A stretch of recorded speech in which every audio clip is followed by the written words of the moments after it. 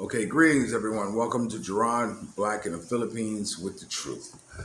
I was thinking about what to throw in this video.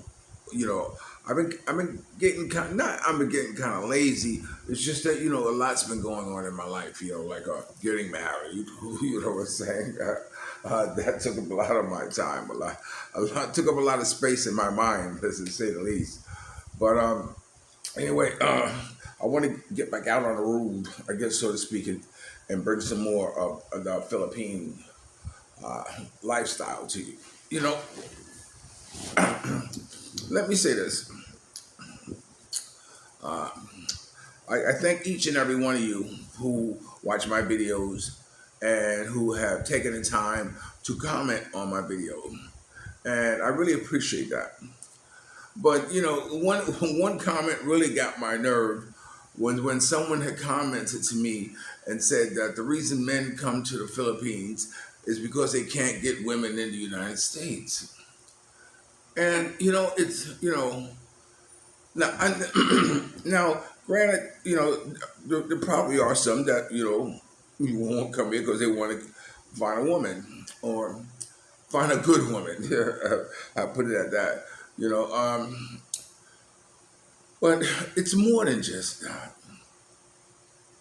I mean, you can find a woman anywhere. You go anywhere in the world and find a woman. You can go to China, Japan. You can go to Vietnam, Malaysia, Thailand, Africa, Nigeria. You go anywhere and find a woman.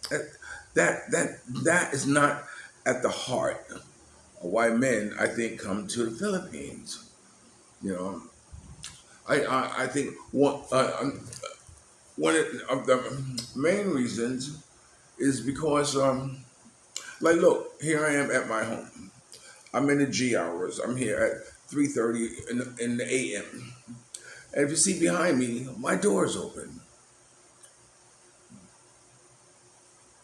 I go to bed with my doors open here in the Philippines.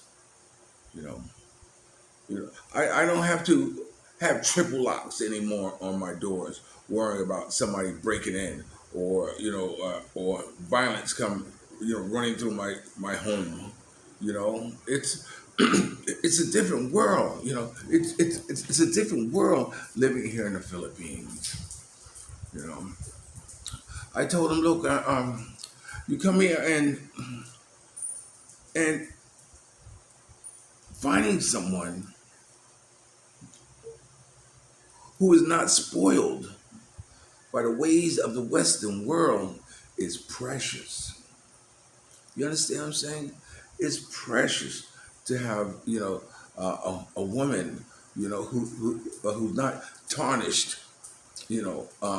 by the Western world, who maybe by the age of 25 or 30 has not had 50 partners,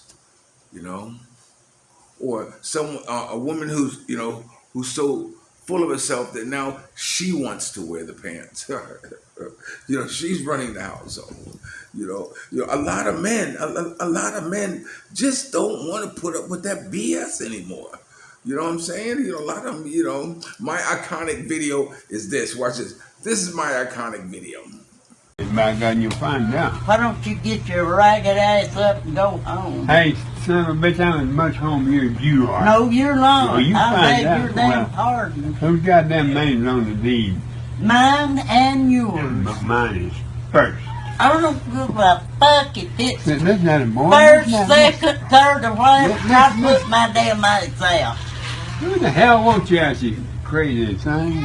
Boy, I hate you. I know that. I know I hate that. you. Why don't you shoot me, you son of a bitch? I would if it wasn't for going to jail. Well, hell, they wouldn't even have you in jail. And I always want to show that video as a reminder of what being in a long-term, regrettable relationship can lead to. I don't have to.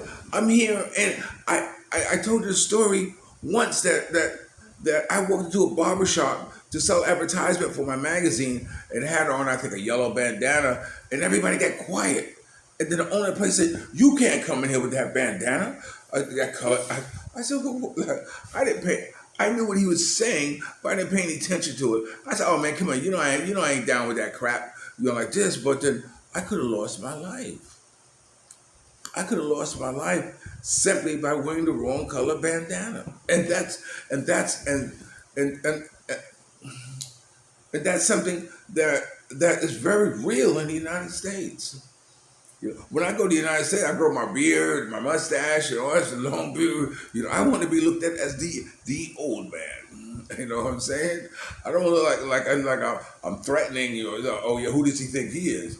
I don't want to come off like that because that can lead, to I learned this theory. It's called Albert Ellis. I read this book about Albert Ellis. It's called Rational Motivational Therapy. And it's a book that made so much sense, that often the time things get uh, um, things get blown out of proportion is from the messages that we tell ourselves about a situation. For instance, you could be driving down the freeway and then all of a sudden this car, vroom, vroom, vroom, vroom, and shoots right by you. And now you're thinking, well, who in the hell do they think they are? And now you're boom, boom, boom, following them, And when all actuality, if you took the time to think about it, there could be a sick child in that car that they're trying to rush to the hospital.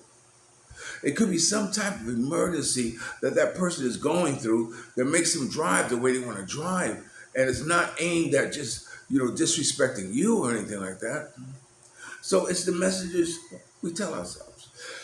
I still got that cough. Or like you're in a club somewhere and it's crowded and someone steps on your foot and then you say, motherfucker, can't you see? Well, you stepping on my goddamn feet, and the guy doesn't say anything to you, but in your mind, you're telling yourself, man, he stepped on my foot. Yeah, what's up, man? I'm gonna approach him. I'm gonna let him know he stepped on my foot. Like this. When all actuality, maybe he didn't know he stepped on your foot.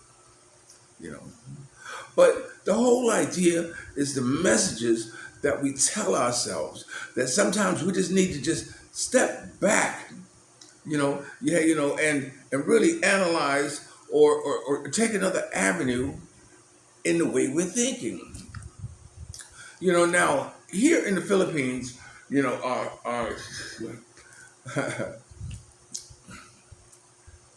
there's not that luxury in the culture where people empathize with other people's situation. Everything here in the Philippines is virtually black and white. Black and white. There's no shades of gray. In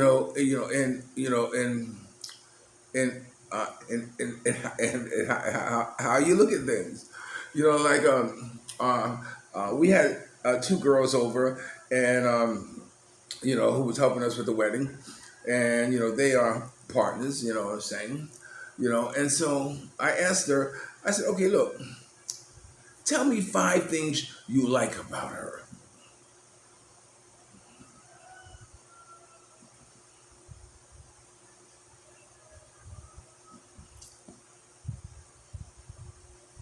Turn to your partner right now and ask them to say, "Hey, baby, what are 5 things you like about me?" You're very fortunate if you have a partner that can tell you 5 things that they like about you. And you're also very fortunate if you have a Filipino who can't articulate 5 things they like about you. That's a good thing too as well. You know what I'm saying? Because it's the, I don't want to say naivete. It's the purity of the people. So this thing really got my goat when someone, you know, said that I can't tell if it's a man or woman or wait, it was it was a, a woman masquerading as Tommy Mayer, I don't know whatever his name is, mother, and you know, and then I pointed out and says, look, you know, what about drill music? You know, what about black man, unarmed black man being shot? You know, in the Philippines, they don't hear of the word, you know, mass shooting. They don't ever think about school shooting. You know, you know, they don't hear things like that. Why? Because it doesn't exist. So when you talk about that you want to come in because you can't find a woman in the United States, whatever, it says no. A lot of them come here because they don't want that lifestyle anymore. You know they don't want to live in that type of environment anymore. I lived in a storage unit for 2 months because I just got tired of being robbed in Las Vegas. You hear what I'm saying? I moved into a storage unit. A storage unit. You know, because I got tired of being robbed. First time in my life I ever lived in the hood, you know. But you know, because of who I am, and you know, I march to the beat of a different drum. Let's say that I'm easily identified as being someone different.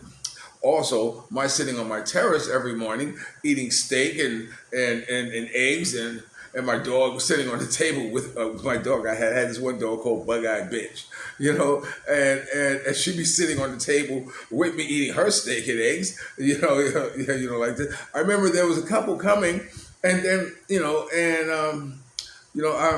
I said good morning, and the girl was walking with him. She hit him in the ribs and said, he said good morning, and he said, oh, good morning, like this. I mean, she recognized that I'm assuming, this is a good person. He said good morning. Why don't you say good morning to him back? And so when when I went to New York, I couldn't take the dog with me, so I took the dog back to the VA and just dropped it on his desk with food and said, "Look, this is a vet dog. It's your dog now. I'm gone." But when I came back, I didn't have the dog. I didn't have that that alarm system, and I could tell people were lining me up because they were taking garbage and throwing it on the terrace. Cans and all that stuff. Why? Because they wanted to hear woo, woo, woo, hear if there was a dog in there. You know, um, you know. I was I created this thing called the world's first pocket-sized gym. I invented that. You didn't hear about it? That's because it hasn't been patented yet. But it was a deck of cards that had, a workout routine. I'm sure if you watch some of my videos, you've probably seen it.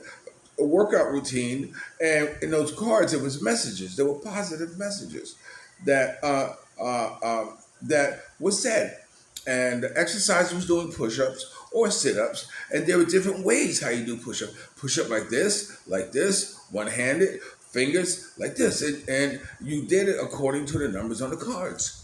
And if the idea was to get through the whole deck of cards in a day, and you could do them anywhere on the subway. You could do them, watching a movie or babysitting and make it a family type of thing. But it was called a thug workout. So when I went to New York, I got my thug workout because at this time I was living about 2 blocks from Floyd Mayweather's gym. And so I actually went to and met Roger Mayweather. Roger Mayweather, he if you ever go to the gym, Roger Mayweather is Floyd's uncle. He's the one who started Floyd off in the boxing. And so, I met him, and so we're talking, and I said, yeah, I'd like to join the gym. So he said, okay, bring me $50 and you'll sign a waiver like this, right? So I said, okay. So I brought I brought him the $50 and virtually after that, I could just use the gym and nothing signed or whatever. So the point of the matter is that I used to work out at Floyd Mayweather's gym. Whenever he was in town, they shut the gym down like this, or whenever something going on. So they actually locked it down so only a certain few people could come in. But the manager of the gym, his name was Boomer. I think his name was Boomer. And so, I went to Boomer and I said, Boomer, I said, look, I said, I have created the world's first pocket-sized gym, and I want to know if Floyd Mayweather would, endorse it or what have you. So I showed him the cards. I showed him some exercise on the floor. I showed him how I could lay myself out like a board, straight like a board, and do 10 push-ups. And Roger Mayweather and Boom was like, damn, now that's inner strength. That's inner strength. Wow, like this. And so, hey, I showed him the brochure that I had made with it, all the different, diagrams and all that stuff like this. And Boomer said, he said, look, he said, Floyd is not going to read all this. He said he's not going to read all this. So he said, can you make a video? I said, video? I said, hell yeah. I said, I can make a video. Yeah, I can make a video. I can make a video in one day. It won't have no girls in it, but I can make a video. So he said, okay, we'll make a video. So I said, okay, great. So I decided to pull up on a documentary about Floyd Mayweather. So the documentary was playing in the foreground when I was in the background demonstrating the exercise. And then when I came to talk, I would shut off the documentary and I would talk about my accomplishments. I had this portable office that had all my awards, all my photos, a lot of my accomplishments in my portable office. And so I'd be showing this in between, and then I would do, the thug workout. So I was doing this in front of the MGM Hotel. So I did early morning, so it was getting kind of busy. So I decided to go home and get some rest. So I had a scooter, so I drove my scooter home, and I parked it, and I went upstairs, and I lay down. I was never intending to sleep as long as I did, but then I slept for a long time. And this is the first time I unlocked my scooter. So when I woke up and I looked out the terrace, my scooter was gone. I said, oh, fuck me. I said, oh, look at this. So it was gone.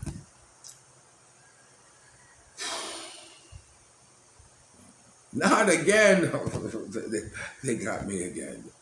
So anyway, that night, I'm home and I'm chilling, and there was a knock on the door. There was a knock on the door about 3 a.m. A knock on the door and said, yo, listen, the word had already gotten out, I lost the scooter. He said, did you lose the scooter? I said, yeah. He said, is it blue? Yeah, yes, it was blue. He says, it's over there behind the building, over there. I said, really? So thank God, I grabbed my phone and I put it in my pocket and I walked around to see the scooter. And there it was, my scooter sitting there in the dark, wires pulled out, it was somebody hot wired or whatever. So, I got my scooter. So I'm pushing it back, to my apartment.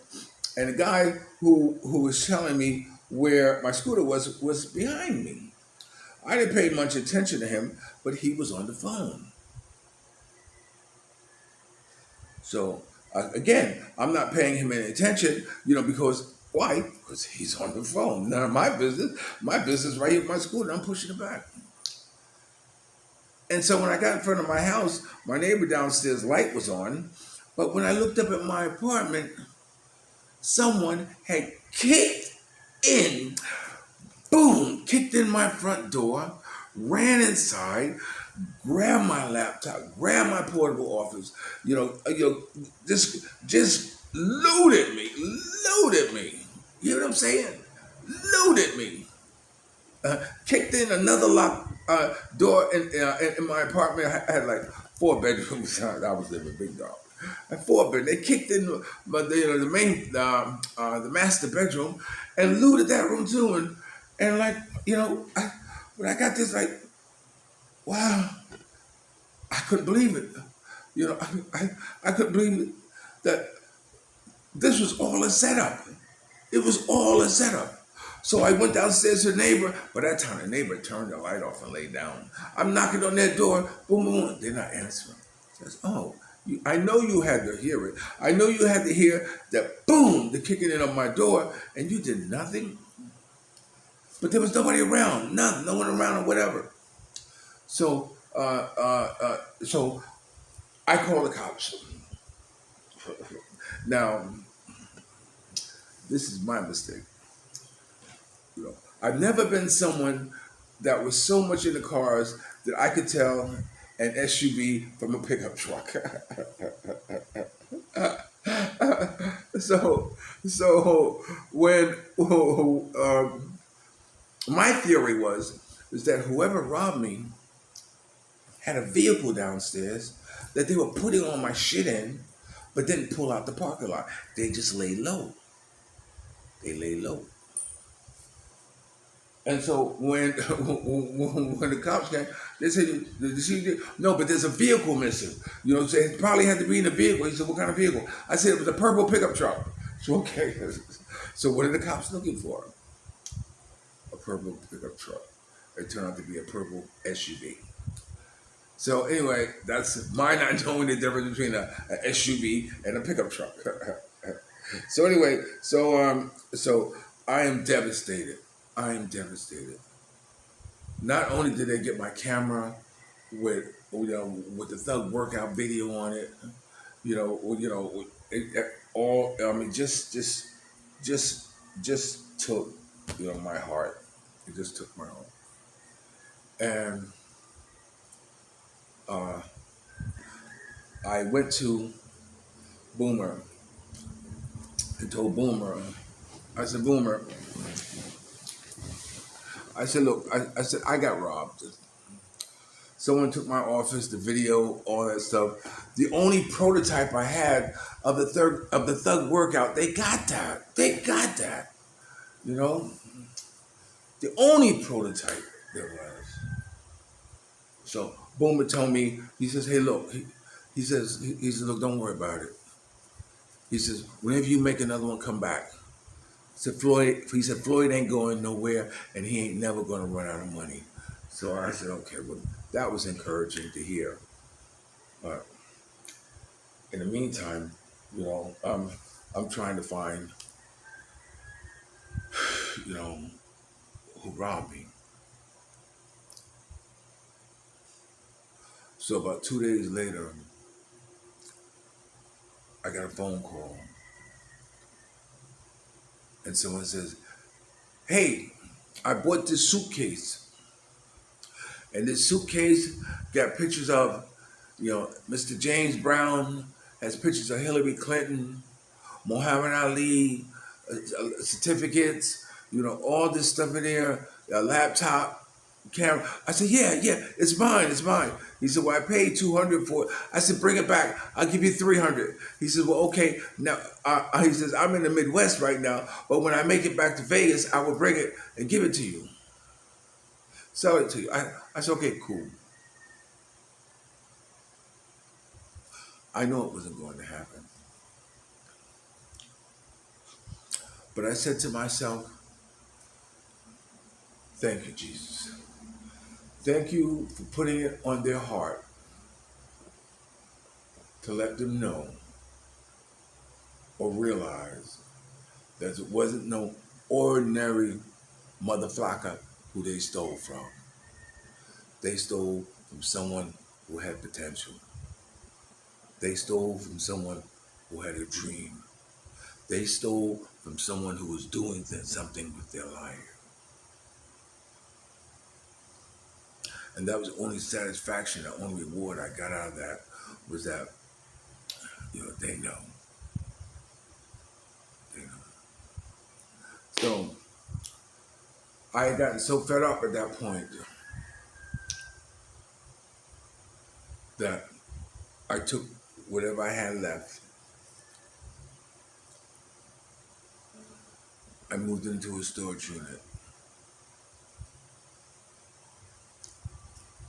And I said, that's it. That's it. So for 2 months, I lived in a storage unit. So you think my living here in the Philippines, is all about, my finding a girl? No. Living here in the Philippines, it's about my peace of mind, man. It's about my peace of mind. I mean, sometimes I ride, I ride on a scooter, with Mia on the back, and people say, hey, amigo, blowing up, hey, amigo. So I told Mia, I said, Mia, how does it feel to be riding with the superstar? And she would laugh because of all the love that's given to me. All the love. Something that I never got in the United States. you know. So being here in the Philippines, yeah, sure, waking up every morning with a beautiful young Filipina, with her legs and everything wrapped around me tight, like this it's a wonderful thing. It's a wonderful thing. Or going to bed being hugged up with a beautiful young Filipino girl. Yeah, that's a beautiful thing. That's a beautiful thing. Yeah. And Mia has two boys. And you know what I do with them? They're in school now. Now, when I go out the house, or when we go out the house, I say, okay, what's your job? It says, what it says, guard the house, do not kill the dogs or the housekeeper or each other. I said, okay, very good. Remember that, okay? And that's what they recite to me, every time when I leave the house. Okay, what's your job? To guard the house, do not kill the dogs or the housekeeper, and each other. I said, okay, good. We don't have a housekeeper now. Okay, you're like this, but anyway, you get the message. It's the reinforcement of of of of putting responsibility on them. You understand? There's not a whole lot. I can give them. You're not fully speaking the language, but in what little I can give them, I give them because it's invaluable. It's going to be something that it's going to develop character. It's going to let them know that when we leave the house, you are in charge. You have to take care of things. They have a job in the morning with a job to clean the yard and clean up the dog the dog tahi her tahi shit in the yard and all that stuff. They have their jobs. So anyway, and that too is about responsibility. And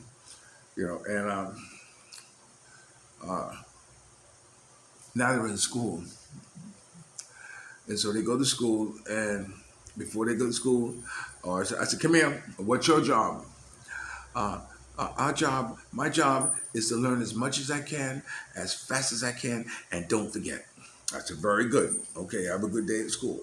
So they both have to say this, so this way, throughout the day, I want them to know that you're there to learn. When I went to school with jewelry on, bracelet on, I said, come here, you little motherfucker. I said, you can't be wearing that in school. You're not going to the school of hip hop. You know what I'm saying? Now they don't listen to hip hop, but I'm sure they get exposed to it however they can. But it's not hip hop. They're getting exposed to it, some type of cartoon or some type of game they're playing or whatever, like this. And I tell them, you can't wear T-shirts with any type of message on it. And I explained to the younger one, I said, look, you're there um, um, to be among them, not to be above them or to draw attention to yourself. You're there to learn. You're not there, to. I said, come here. Do you think you rich? He said, no. I said, yes, you are, but you don't let them know it. So it's funny because these things that you have to watch for.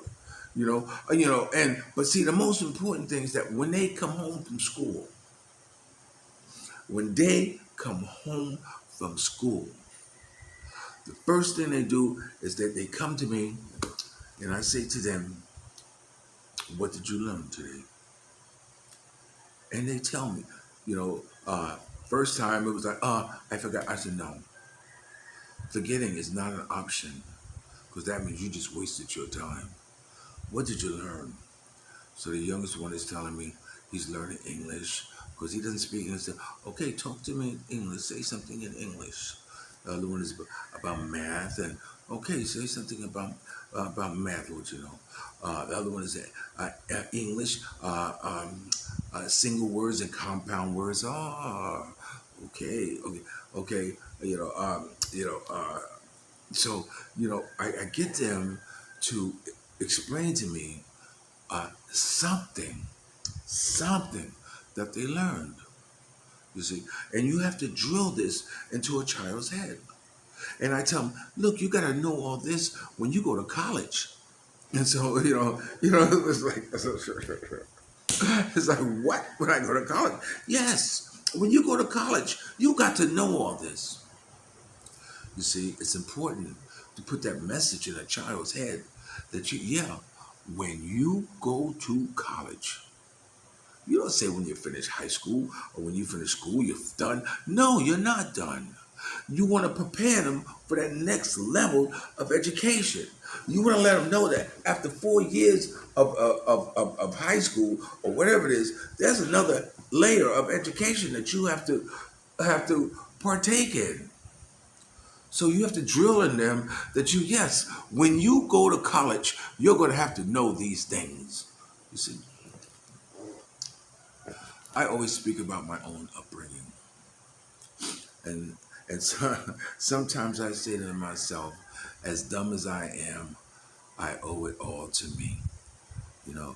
And yeah, sure, I could blame my parents, or my older brother who's 5 years older than me, for not coming home and say, Gerard, where's your homework? Gerard, what did you learn in school today? Gerard, you got homework, sit down and do it. Gerard, read this. Gerard, add this or whatever. And as a result, today, I can't spell the 7 weeks of the day. and spelling the 12 months, forget about it. I can't. Reading is a struggle for me. I can read, but oftentimes I read from memory of knowing words, so because I know when I read, I had to train myself. I did this when I was in the joint, that when I read and my mind starts to wander, because if you're not paying attention to what you're reading, your mind starts to wander. And I would stop and go all the way back to the beginning and reread it again, because it was all about what, comprehension. You're not just reading words, but what are you reading? I was talking to a young Filipino girl yesterday. I think she was 12 or something like this. A friend of mine's daughter. And so I asked her, she got to, I said, what did you learn today? And she said, I learned when, what, and where. I said, whoa. When, what, and where? Oh, whoa. Do you know what those are? Hmm? Do you know what they are a part of? Hmm? They are a part of the 5 W's. The who, what, when, why, and where. That is the basics of any story that you read. The basis of any book or anything you read. You should know when. When did it happen? Where did it happen? Who did it happen to?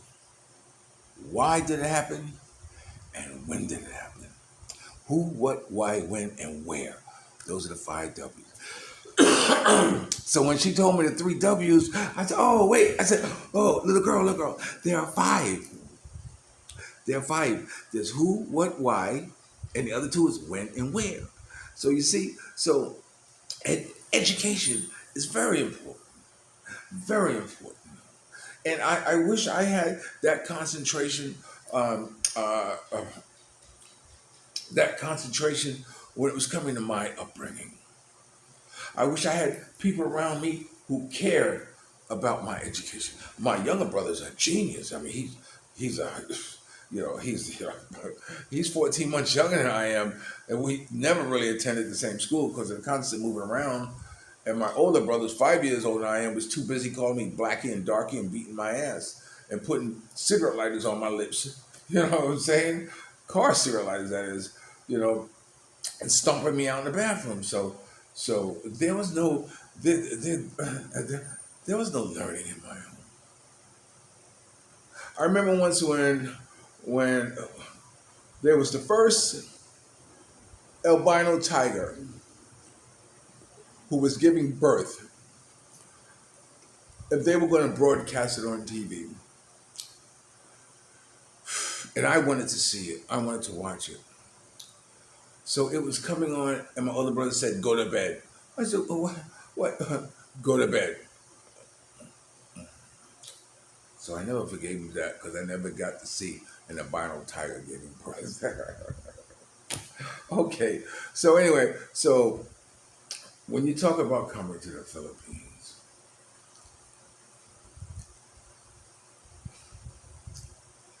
I mean, in the U.S., I can get all the girls I want. I got all the girls I want. Rather off my charm, money, or rock. I got the women I want, but I didn't have peace of mind. I didn't have peace of mind that when I went inside and closed the door and I was with myself, that I was safe with myself. Here I am, man, in the Philippines, man. Sometimes I still can't believe I made it. So you can give all the reasons why other foreigners or whatever it is, why they come here, what they come here for. My main reason is peace of mind. And I'm here making a difference. And that's what I'm always about, making a difference. Okay, you want your Gerard Black in the Philippines with the truth? Don't forget to subscribe, ring the bell, share, and like. Dreams are nothing more than plans awaiting action. Never disrespect the elderly. Always pull something up. And sometimes you're the only one to see your vision. And the best revenge in life is to live good. I'm living good today. I hope you are too. And if you're lucky enough to have a woman like Ali Woodson, former lead singer of the Temptation One song, treat her like a lady. And ladies, if you're lucky enough to have a good man like me, make me feel like a king.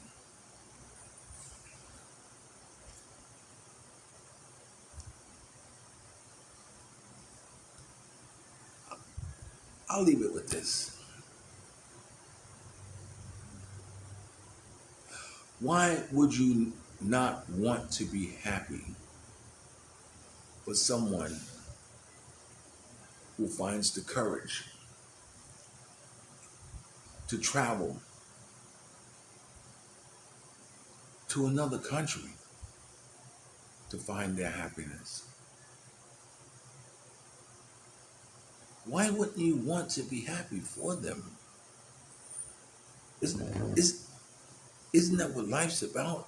I'm happy for you. If you're happy where you are, doing what you're doing, and you are at peace of mind, you're not hurting nobody, you're not harming no child, and and and you're happy. I am happy for you. Oh my God, I'm happy for you. Then be happy for me, in spite of what your narrow mind thinking might think. Because you know what? I can't compete what's in your head. I'll always love you more. I'll talk to you later.